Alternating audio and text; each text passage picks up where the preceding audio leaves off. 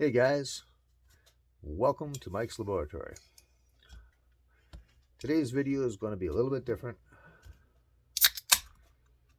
What I'm going to do today is I'm just going to look into this camera and just talk to you guys as though you were sitting right there. I'm going to go on a little bit and mention some people who I owe some thanks to, some of my views on collecting and the state of collecting, and basically I'm just going to be me. I'm going to have myself a beer, probably going to smoke a couple cigarettes. So if anybody was offended by these horribly bad habits, sorry, it's just me. So without further ado, let's begin. A little bit about myself. Some of you guys know me pretty well. Some of you don't. My name is Mike Bowenski. I am from a suburb of Milwaukee, Wisconsin. I now live a few miles west of town in a smaller city called Waukesha. And I'm 58 years old, born in 1964. I started playing with Joes back in the 70s. For Christmas 1970, my parents got me a Jay West Marks cowboy figure. And I thought he was pretty cool. I played with him for a bit. But then I noticed G.I. Joe. And G.I. Joe beat the hell out of Jay West for fun. So that's what I wanted for next Christmas in 71. And that's what I got. Now, I got a Sea Adventurer and a bunch of knockoff stuff from my mom and dad. And then we went to Grandma's as usual on Christmas afternoon. And sitting there was The Secret from Spy Island and Laser Rescue sets were there for me. And anyhow, wait, no, Laser Rescue might have came a year later, but whatever. Anyhow, playing with that stuff with an old friend of mine from grade school. He's on Facebook. Hey Mike Guthrie. Hey Gup, if you're out there. Hey man, I'm talking about you. I remember those days well when we were kids and we had a lot of fun together. Hope you're doing well. Anyways, and that's what kind of made me look twice. About 20 years ago when I started collecting, I was in, I think it was Toys R Us. Might have been Toys R Us. Might have been another store. I was shopping for nieces and nephews for Christmas. And I saw some of the reproduction sets. And I was like, whoa, hey, these are pretty cool. This is neat. I looked at them and so forth. Didn't buy anything right away. And then I thought to myself, maybe something like that would be cool just to put on the shelf as, look cool up there as a little reminder of childhood stuff. And so I went ahead and I bought a couple of the timeless sets. And then after that, I happened to be at an antique store and I found a vintage Joe. And it was a Commander, which I also had as a kid. Got that one in 74 for Christmas, I believe, if I remember right. And that kind of triggered it with me. And I started buying stuff. Welcome to the obsession, as I always say to you guys. But it's been fun. I bought the Wally Joe stuff back in 2006 at Walmart. And I drive a truck for a living. I made a detour about 10 miles to get to a Walmart in Peoria, Illinois, away from where I was supposed to be, so I could stop there and pick the shit up at 2 o'clock in the morning at a 24-hour Walmart. Yeah, but I made it to the stop on time. Barely. Anyway, those guys are what got me wanting to flock. Now, that flocking was horrible. I'm sure y'all remember. Terrible, my God. And it started falling off, and it's like, no, we got to fix this. And the timeless guys were the same way. So, yeah, that's what got me wanting to learn how to flock and looking into it and researching it and figuring out how to do it. And that comes to my first shout out, a guy I don't even know who don't know me, but Ray Cairo of Flock Concepts. I believe you're the guy who does the Cotswolds flocked heads too.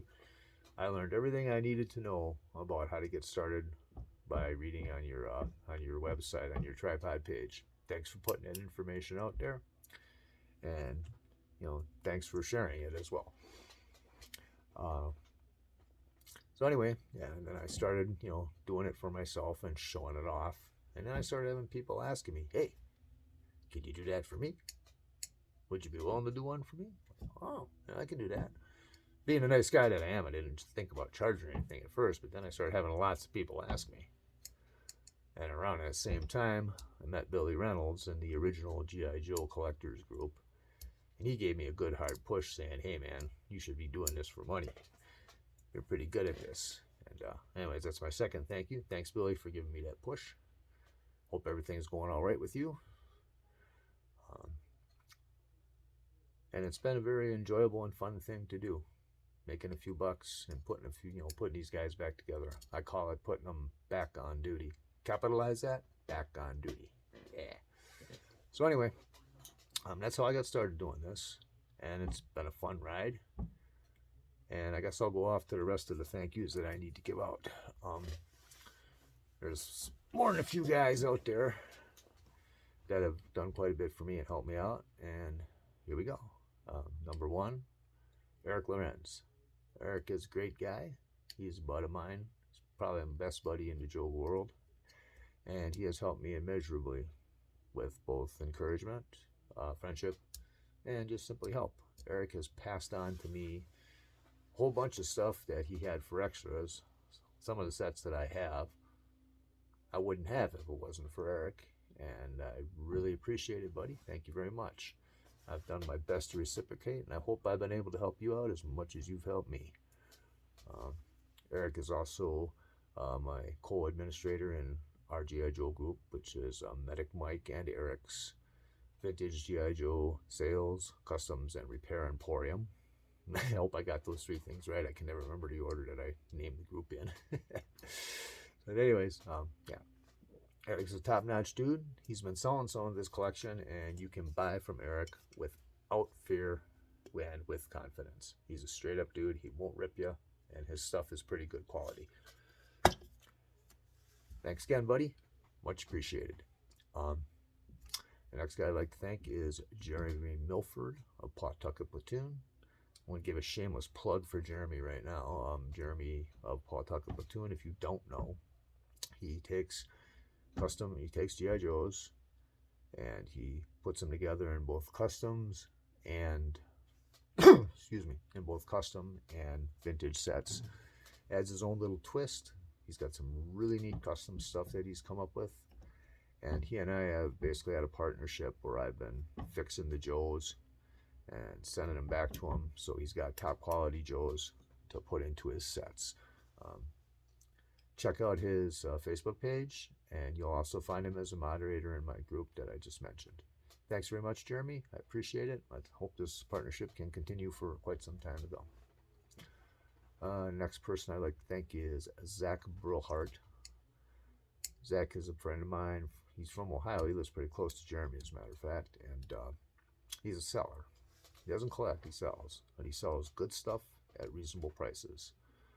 I first met Zach a couple years ago, almost 2 years ago now, when he was asking in the original collectors group, where I'm also an admin, about a bunch of G.I. Joe stuff he had picked up, and he didn't really know what it was or how to go about selling it. So I helped him out, helped him identify what he had and so forth. And in return, Zach has been extremely generous in passing on stuff to me as well. Again, like Eric, he has helped me to hook up with some hard to find stuff. He's been totally generous and helpful when I need something or I'm looking for him.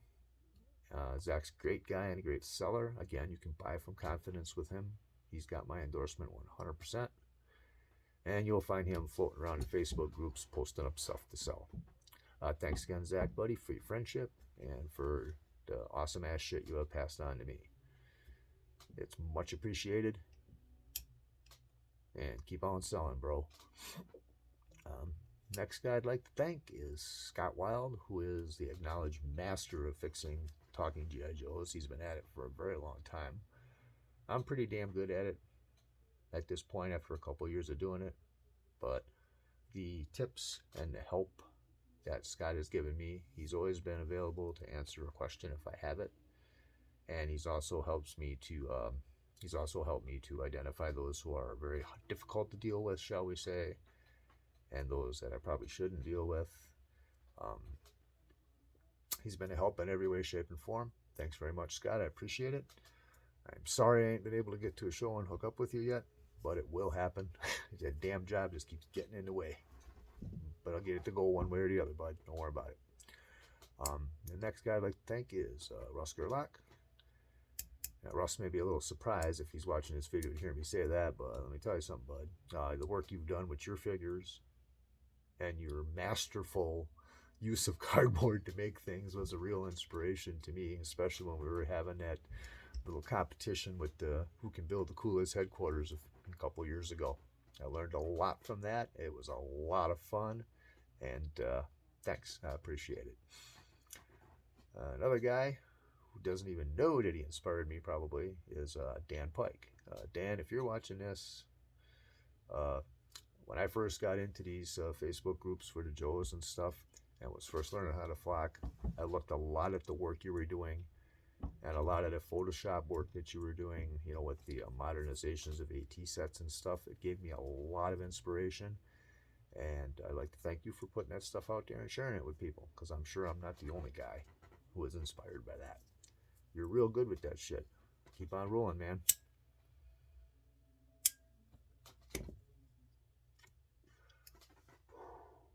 All right, give me one sec, folks. I'll be right back. Let's see, 11 minutes and 40 seconds. That'll take a few more minutes. I've got more to say. Be right back.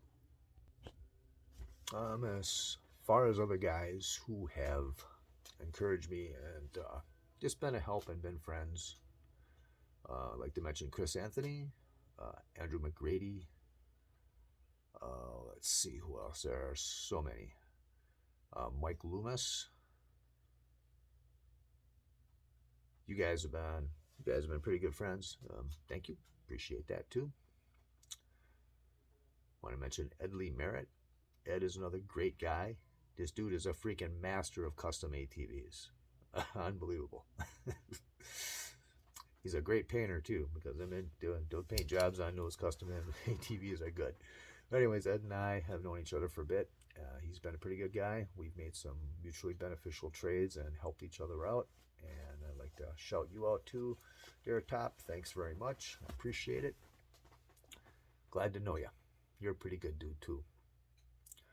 Oh, let's see. There are more people out there, but I just can't remember them all right at the moment. But you all know who you are.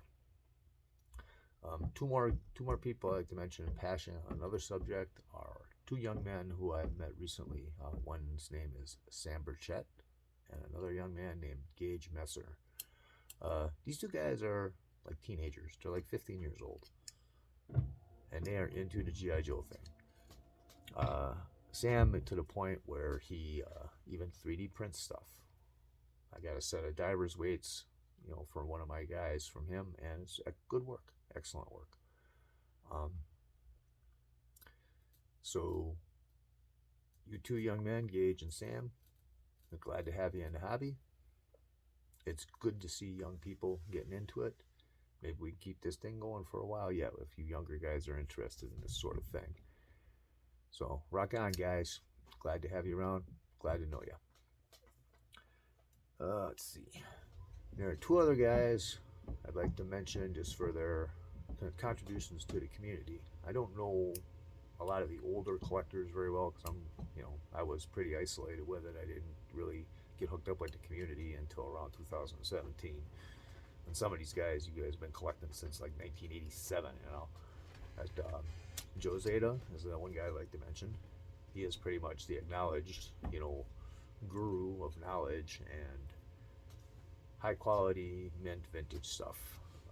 Joe's prices are up there, but the quality of his stuff is quite well matched by the prices. You can't go wrong buying from this guy. I don't think I've ever heard anybody say anything bad about Joe. I buy my muscle body repair kits from him, and they are excellent products. And I can't say enough good things there. He's also been very helpful to me when I had questions about things. And one more guy, Jim Egner, to me, the acknowledged king of 3D printing. I've mentioned him in my videos several times. I bought more than a little bit of his product, and This guy's good, really good. Jim, if you're out there listening, and don't get all freaking humble, you're really good at this stuff, and your contribution to the community is appreciated by me, and I'm sure by a lot of other guys as well. Keep on rolling, brother. Good stuff. That equipment tester that I just bought from you is awesome. Okay. All right, enough of that. The way I see the state of collecting nowadays is that, you know, us older guys are going to croak within the next 25 years. So, you know, keeping it up with these younger folks like Sam and Gage that I mentioned is important. So let's keep doing that. And I'm going to mention also the only one negative thing that I found in the collection community. And then after that, I'm going to go on and mention the positives. But this elitist attitude that I've seen out of a very few people, but they do exist, that, oh, if you aren't collecting total dead vintage, you're like, oh, you're not as good as me. I don't know if that's what's really going on in some of these guys' heads, but that's the vibe they give off, and it's a big turnoff. And that will keep people from entering the hobby if they think that it's an elitist thing. Give you a cross example. I also am a fisherman. I do a lot of fishing, and I got zero patience with the guys who, you know, who think that if you're not a walleye fisherman and you don't have $80,000 worth of gear and a $100,000 boat, that you're not a real fisherman. It's the same stupid elitist attitude. Yeah, stupid. I said stupid because it is. Example from my experience. A couple years back, I went to the Chicago show, and I was talking to a gentleman who I was planning on buying some stuff from. I had a couple $100 burning a hole in my pocket, and he had some sets that I didn't have, had reasonable prices. And I talked, excuse me, and as I talked with him, I talked about, you know, my reflocking and repairing, and he looked at me like this, literally looked down, and his eyes got kind of like this, and he said, well, reflox, well, if that's what you really want. I looked, I didn't spend any money on the guy, okay? He lost sales. He lost a couple $100, okay? So I would have spent it all there because there was enough stuff there that I wanted, that I would have spent it all. But with that attitude, hey, screw you. You're not better than other collectors if you think that way. You're just not. So stop it. Anyway.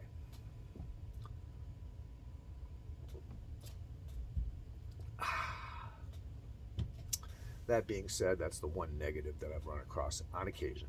Very few people, but it does exist. As far as the classic collection guys go, and you know, and buying reflocked figures and all of that kind of stuff, hey, these things are all Joe, okay? Now, the classic collection has some advantages over vintage stuff. First of all, it ain't as expensive, that's a fact. Secondly, the figures are better articulated and they do pose much better. And the uniforms and the gear have all the same flaws and all the same virtues as vintage stuff did. So, and also the wide variety head sculpts is pretty cool too. But hey, to each his own. I guess what I'm saying is, hey, I do my collecting this way, you do your collecting that way. Don't pee on my tree, I won't pee on yours, right? My collection consists of just about everything, plus some various other toys that I think are cool. I've got plenty of vintage guys. I've got plenty of reflocked and repaired vintage guys. I got more than a few nice minty ones. I've got lots of classic collection and repro gear and dudes, you know, both from timeless and 40th anniversary collections and all of that stuff. And hey, it's all Joe.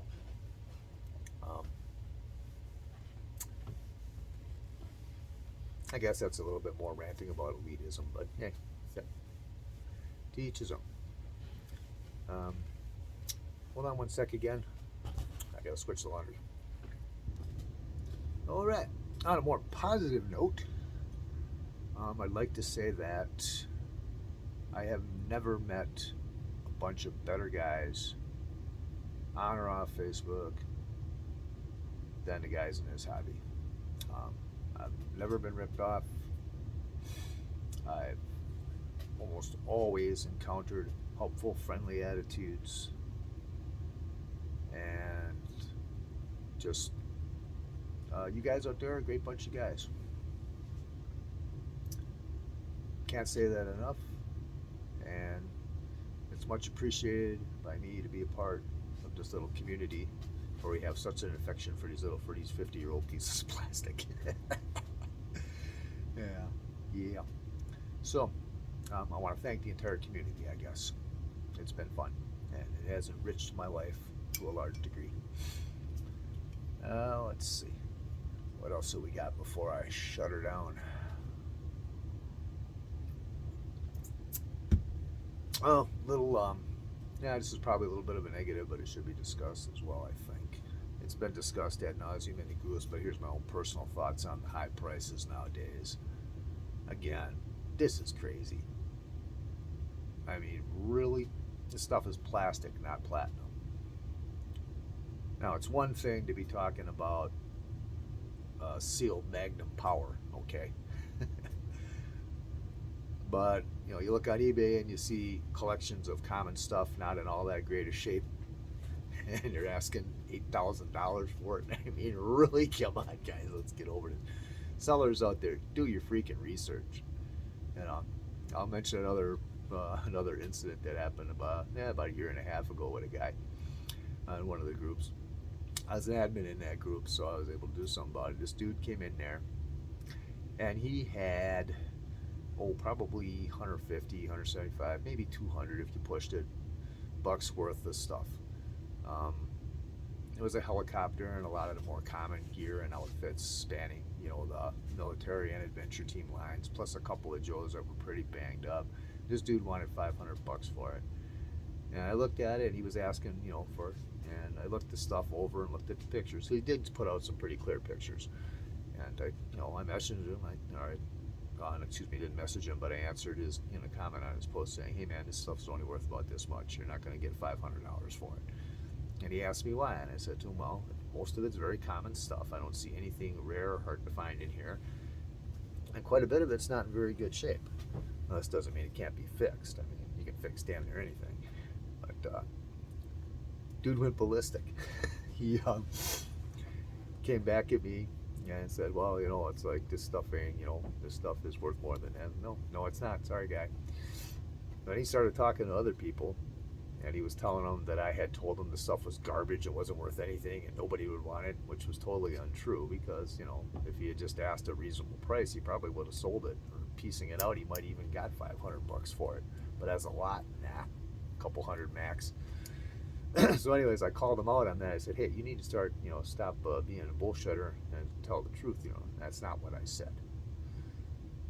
And then he went off on me again. He said, "Well, I'm going to get rid of this garbage. I'm going to throw this garbage away. And it's not worth, worth the shipping or anything to me if it's less than $500. So I laughed at him. I said, "Boy, that's a pretty baby fit thing you're doing there, man. You can't get what you want, and then you're calling it garbage. In a group full of guys who really treasure this stuff and like it, and who are telling you the truth about what it's worth, it's like, come on, grow up, get over it." I have no idea if this asshole actually threw this stuff away, but for God's sake, really? Come on. You come into groups to sell. The people in those groups know what the stuff is worth, and they know what you got before you do if you don't know anything about it already. So, yeah, get over it. Just stop. This goes for you eBay guys too who think that everything is worth $10,000. Just stop and listen to those who know. Cracks me up every time. So anyhow, I guess I'll conclude. I've enjoyed this little video that I'm making here. It's been kind of fun, so I haven't done this before. And I'd really like your guys' feedback and input. Did I piss anybody off with what I said? Do you think I'm wrong? Do you think I'm right? Would you like to see me do this again on maybe different subjects concerning G.I. Joe? Or, anything like that? Your feedback's important to me, So at least let me know if you think I should do this again and if you agree with or disagree with what I had to say. Um, Thanks for your time. I hope you enjoyed it as much as I did, because yeah, this has been kind of fun. Have a great night, everybody. Um, I'll end with a shameless plug. Don't forget Pawtucket Platoon. Buy stuff from Jim Egner. Send your broken shit to me to fix. um, I guess that's it. You guys have a great night. Thanks for watching. And go Joe.